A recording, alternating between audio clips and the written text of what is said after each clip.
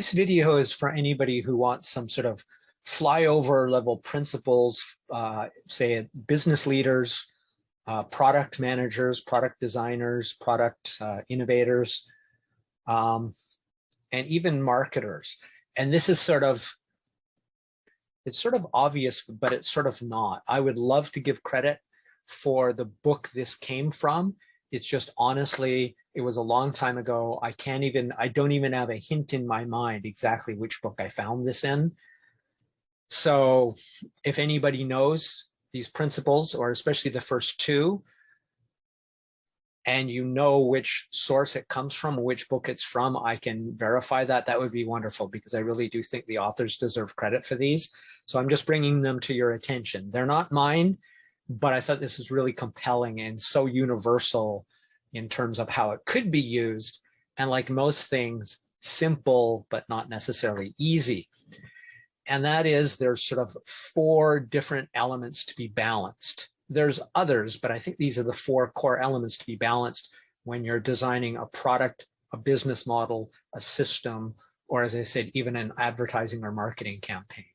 And the four things are an optimal balance between these different things: optimally familiar, optimally novel or unique, optimally obvious, and optimally unexpected. That's why I got this title up here, right?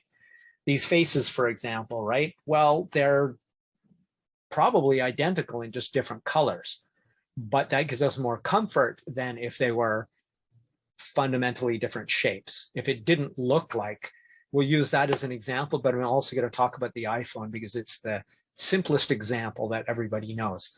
So way back when, before we had smartphones, phones looked like phones. And now smartphones also look like phones. So that's an example of the optimally familiar. When we went through that transition, well, yeah, there were still flip phones, but when somebody saw the iPhone for the first time, which is the first touchscreen phone that I was aware of, the first smartphone, that's why I'm using that example,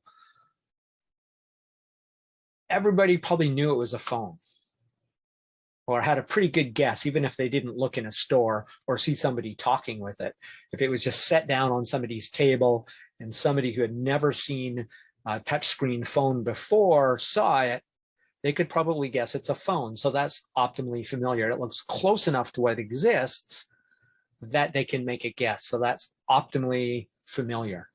Close enough to what exists. If you go too far away from that, it's hard to get adoption, even if it's revolutionary better, which can oftentimes be too far from the familiar, too unfamiliar for what people are accustomed to. And though it might be world changing, it can be challenging to have people adopt things like that simply because they've never seen them before. And that, as I said, that goes for things like business models. If somebody says, well, nobody's ever done that before, the people who have some power to make decisions, the people who might be involved in setting that up might say, no, it's just too different.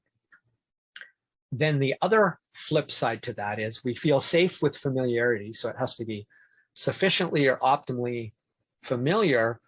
On the opposite side of that scale is it needs to be optimally novel or unique. We like things that are unique, but not so far unique as to be unusual or weird. So it's the balance between the optimally familiar and the optimally novel and hitting that sweet spot. And again, the iPhone did a great job of that, because it was like, I could tell it's a phone, but where are the buttons? Isn't that unique? Isn't that novel? So it was a novel way to control it, and obviously all the advantages that everybody knows from having a smartphone these days. Now, another one is, and it's not exactly the same, but optimally obvious. That is, you could probably guess again from the phone, not only is it optimally familiar, you know what it is, or you have a pretty good guess, but just with the little tiny holes where they have for the speaker and the microphone, you probably could guess without having to be told. It was obvious which side would be the side you would speak into. Silly, I know, but Not really, because this is it. If you can find that perfect balance between these competing forces, that's what can be a home run product or a home run business system or a home run advertising campaign. So optimally obvious, again, very similar to familiar, but not the same. It's obvious enough how to do it, or once you see the one button, right, you know, you probably need to press that to make something happen. Again, that's obvious. You shouldn't need instructions. Well-designed products and well-designed, especially UX, which there's still a lot to be done on a lot of programs, a lot of stuff actually.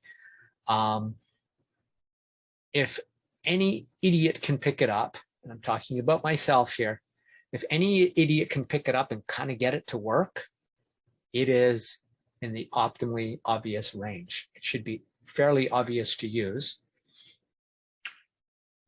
but optimally unexpected. And it's just kind of novelty too. Yeah, but it's the opposite of obvious. So it's like, well, it's obviously this side. But then to find something that is surprising, when somebody violates your expectations in a social situation, if they violate it a little bit, but not too much, it tends to be witty and charming. So then now that would obviously go towards the marketing end of things. Like if you'd ever seen the Squatty Potty YouTube ad, which I just listened to a book by Daryl Eves that was all about that, the YouTube formula. Excellent book. I would highly recommend it. And how they approached, in a very unexpected way, the sale of the Squatty Potty, which is something to help you go number 2 in a way that's actually better for your body by raising your feet and making it easier to eliminate. So there's some examples, but if you go too far with unexpected, they had to use other things like humor and a cute unicorn to make it funny. So I'm sure I can find that online and I can link it to this video, but that's really it for today. If you can create a balance between the familiar and the novel and the obvious and the unexpected and find the right balance between those, like they did with the iPhone, you can create attention and interest using a balance between all of these. That's it. That's all we're doing today. This is Crush It Club 148. My name is Tim B. Green. Bye for now.